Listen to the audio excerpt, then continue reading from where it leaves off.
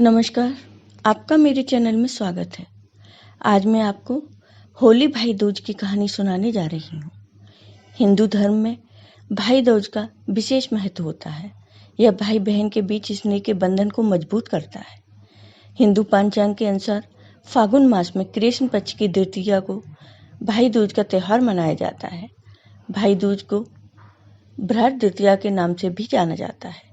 कुछ क्षेत्रों में होली भाई दूज काफी लोकप्रिय है, लेकिन यह त्योहार ज्यादा प्रसिद्ध नहीं है।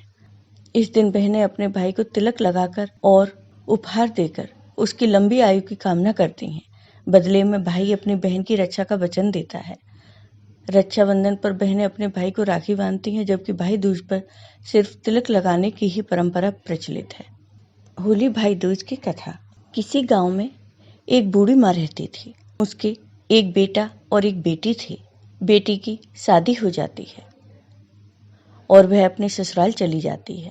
एक बार जब होली के बाद भाई दूज आती है तो उस बूढ़ी माँ का बेटा अपनी माँ से कहता है, माँ, आज मैं अपने बहन के घर जाना चाहता हूँ।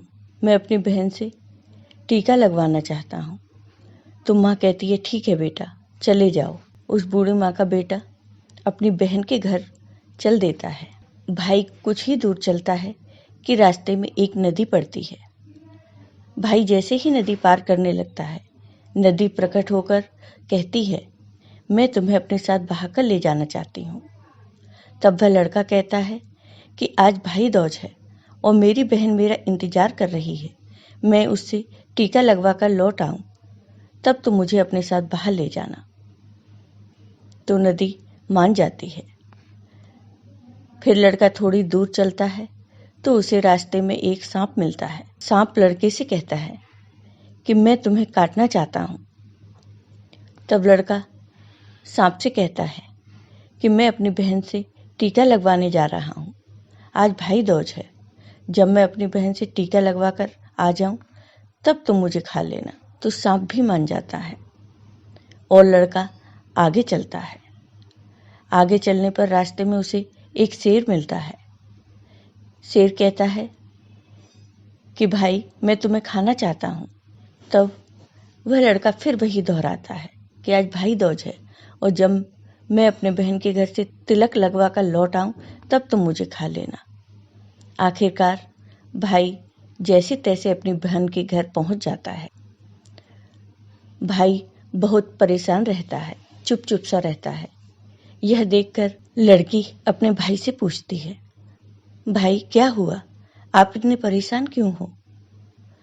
तब भाई अपनी बहन को सब कुछ सच सच बता देता है।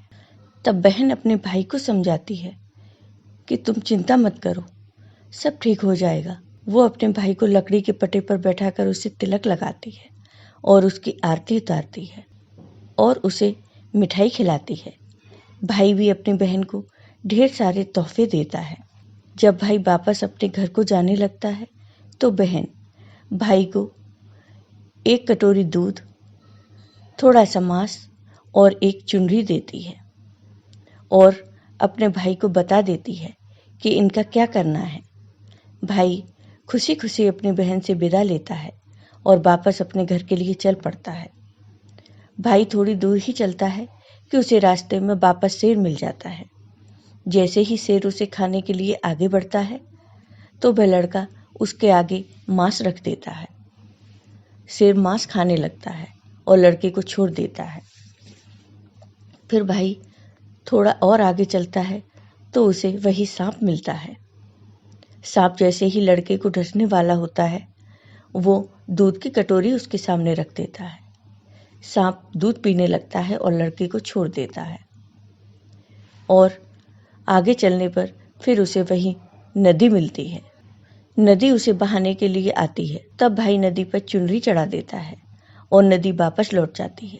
इस तरह भाई सुरक्षित अपने घर पहुंच जाता है और बहन अपने भाई के प्राण बचा लेती है। आपको ये वीडियो पसंद आया हो तो लाइक कीजिए, शेयर कीजिए और मेरे चैनल को सब्सक्राइब कीजिए। साथ ही बेल आइकन पर क्लिक जरूर कीजिए, जिससे हमारे वीडियो के नोटिफिकेशन आपको मिलते रहें। धन्यवाद।